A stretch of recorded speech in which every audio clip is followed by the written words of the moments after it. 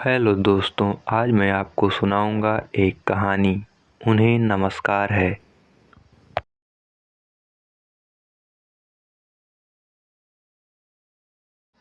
महावीर कर्ण का नाम कौन नहीं जानता। वे कुंती के सबसे बड़े पुत्र थे। उनका पालन पोषण एक मामूली रथवान के घर में हुआ था, किंतु अपनी वीरता, पराक्रम, दृढ़ संकल्प, साहस और महान गुणों के कारण वे दुर्योधन के मित्र बन गए थे। कर्ण के शरीर पर जन्म से ही एक अद्भुत कवच और कानों में कुंडल थे। उन कवच कुंडलों की यह विशेषता थी कि उन पर किसी अस्त्र शस्त्र का प्रभाव नहीं पड़ता था। पांडव इस बात को लेकर बड़े चिंतित थे। श्री कृष्ण जानते थे कि कर्ण बड़े दानी हैं। उन्होंने इंद्र को कर्ण के पास भेजा कि कर्ण से दान में कवच और कुंडल मांग लाएं। इंद्र ब्राह्मण बनकर कर्ण के पास गए और कहा, दानवीर कर्ण, मैंने तुम्हारे बारे में सुना है कि तुम बड़े दानी हो। क्या मैं तुमसे कुछ मांग सकता हूँ? आप मेरे प्राण भी चाहें तो मैं दे दूंगा ब्राह्मण, आप निसंकोच मांग सकते हैं, कर्ण ने उत्तर दिया।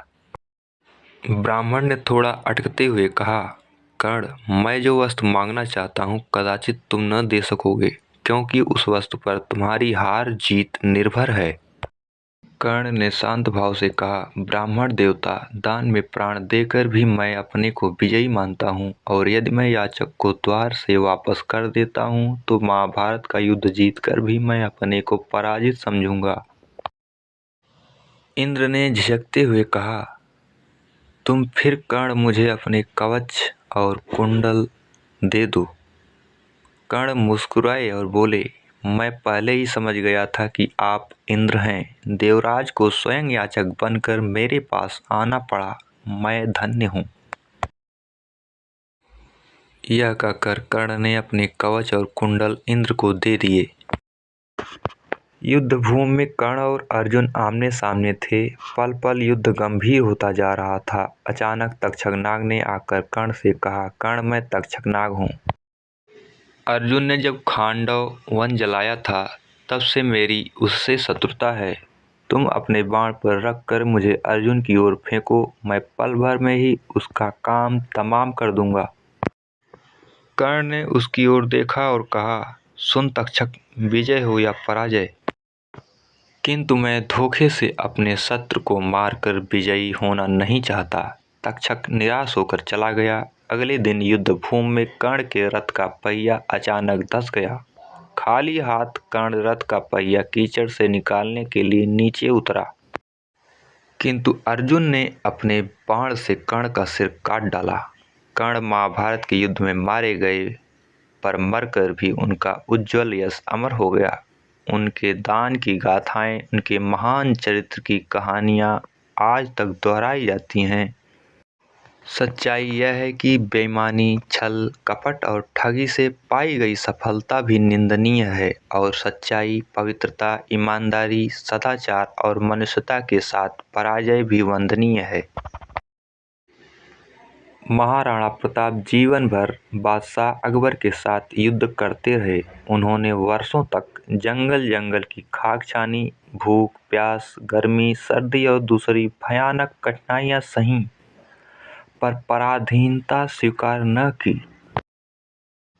अकबर ने अनेक बार संदेश भेजा कि यदि राणा उनकी अधीनता मान लें तो वे राणा को उनका सारा राज्य वापस कर देंगे और राणा से कोई कर भी नहीं लेंगे।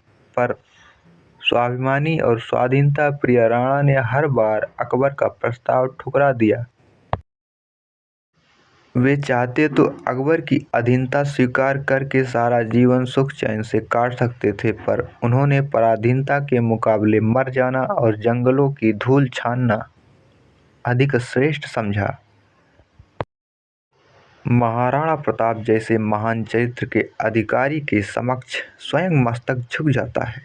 ऐसे लोग भी संसार में हुए हैं जो चाहते तो जीवित रह सकते थे, पर जिन्होंने दूसरों को बचाने के लिए अपने आप को मौत के हाथों में सौंप दिया।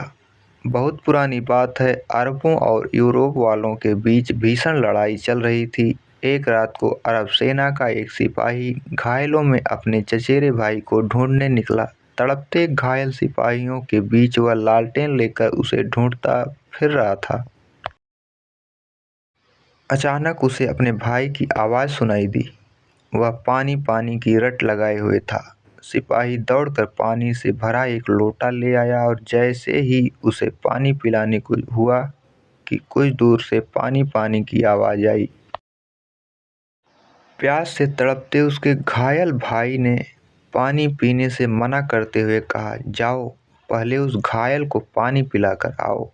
विवश होकर सिपाही उस दूसरे घायल के पास पहुंचा और बोला, लीजिए पानी पीजिए। यह घायल एक सैनिक अधिकारी था। जैसे ही वह पानी पीने को हुआ कि कुछ दूर से फिर से सैनिक ने तड़प कर कहा, पानी पानी। इस सैनिक अधिकारी ने भी पानी पीने से इनकार करते हुए कहा, पहले उस घायल को पानी पिला दीजिए। सिपाही ने दौड़कर इस तीसरे घायल को पानी पिलाया और लौटकर फिर घायल सैनिक अधिकारियों के पास पानी पिलाने गया, किंतु तब तक सैनिक अधिकारी दम तोड़ चुका था। ठंडी सांस लेकर वह अपने घायल भाई को पानी पिलाने पहुंचा, किंतु तब तक उसका भाई भी चिर निद्रा में सो चुका था। कितना महान चरित्र था इन दोनों घायलों का। सचमुच ऐसे महान चरित्र वंदनीय हैं।